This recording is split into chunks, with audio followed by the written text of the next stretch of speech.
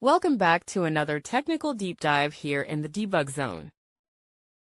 Today, we're tackling a big question and breaking it down with insights from other users. Hopefully, this clears up some misconceptions and helps you get the answer you need.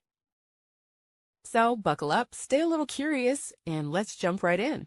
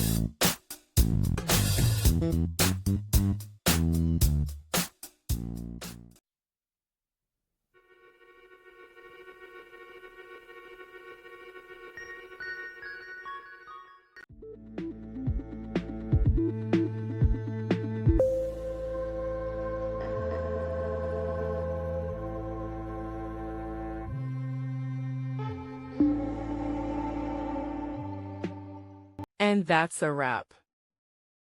I hope you found the answer you were looking for. If you did, take a second to hit that subscribe button. It really helps out. And let me know in the comments which solution worked best for you. See you next time in the debug zone.